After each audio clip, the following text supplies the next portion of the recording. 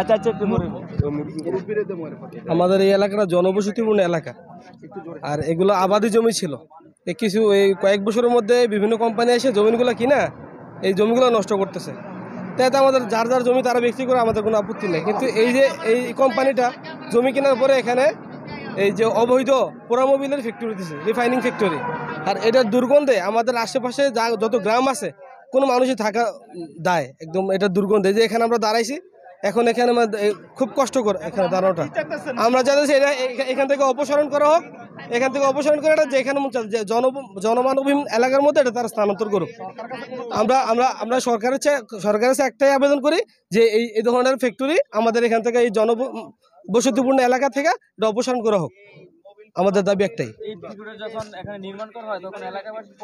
তখন আমরা জানতাম না যে এটা পোড়ামোবিলের ফ্যাক্টরি। এটা যখন নির্মাণ কাজ হইতেছে আমরা অন্য কিছু ভাবছিলাম। এখন করার পরে দেখতেছি যে এরকম একটা পোড়ামোবিলের আমরা বিভিন্নভাবে এলাকার মুরব্বি নিয়ে ওনারা থেকে অনেকভাবে বলছি, ওনারা কর্ণপাত করে নেয় আমাদের কথা, ওনারা কানে নেয় নাই। এই কারণে আজকে আমরা এখানে দাঁড়াইছি। এখন আজকে আমরা শান্তিপূর্ণ মানববন্ধন করতেছি। ওনারা যদি কোনো পদক্ষেপ না নেয় তখন আমরা আরো তীব্র আন্দোলন করে তুলবো। এটা এখান থেকে যতক্ষণ পর্যন্ত অপসারণ না করা হবে ততক্ষণ পর্যন্ত আমরা গ্রামবাসী, আশেপাশে ইউনিয়নের যত মানুষ আছে আমরা এটা আন্দোলন চালিয়ে যাব। আমরা এখন শান্তিপূর্ণভাবে জানাইতেছি, আমরা সরকারের কাছে আবেদন করি যে এটা দ্রুত অপসারণ করা হোক। এটা পরিবেশের জন্য মারাত্মক ক্ষতিকর, মানুষের জন্য মারাত্মক ক্ষতিকর। ধন্যবাদ।